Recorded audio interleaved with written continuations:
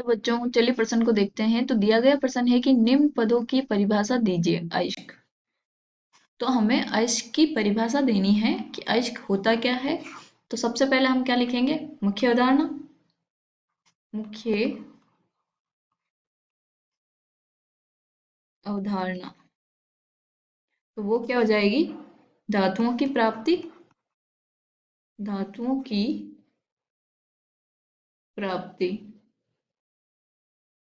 तो हमें पता होना चाहिए कि धातुओं की प्राप्ति किस प्रकार से किया जाता है, क्योंकि हमारी जो प्रकृति होती है उसमें हमारी धातुएं धातु यौगिक के रूप में पाई जाती है। वो किसी ना किसी, जैसे सल्फर, कार्बोनेट या ऑक्साइड के रूप में पाई जाती है। तो उससे हमें धातुओं की प्राप्ति करने के लिए हमें अलग अलग मेथड अपनाने पड़ते हैं।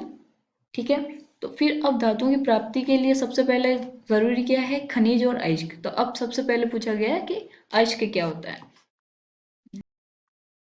तो चलिए हम देखते हैं कि अयस्क होता क्या है। अयस्क,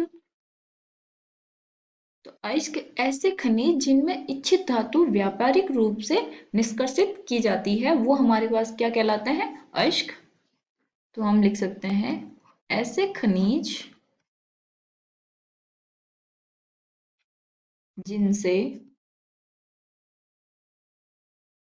इच्छित धातु व्यापारिक रूप से निष्कर्षित की जाती है, अयस्क कहलाते हैं। तो वो खनिज क्या कहलाएंगे, अयस्क कहलाते हैं। अब इसमें एक शब्द आया खनिज, तो हम वो भी देख लेते हैं, खनिज किसे कहते हैं। खनिज क्या हो जाएगा, प्रकृति में संयुक्त अवस्था, संयुक्त अवस्था में पाए जाने वाले धातु यौगिक जिन्हें खनन के द्वारा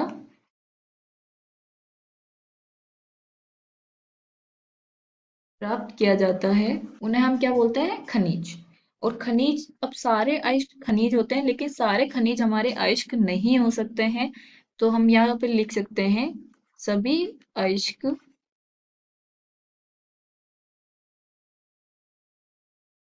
खनिज होते हैं, लेकिन सभी खनिज अयस्क नहीं होते। तो ये हो गई हमारे पास अयस्क की परिभाषा, और खनिज की भी परिभाषा हमने लिख दी। आशा करती हूँ आपको समझ में आया होगा। धन्यवाद।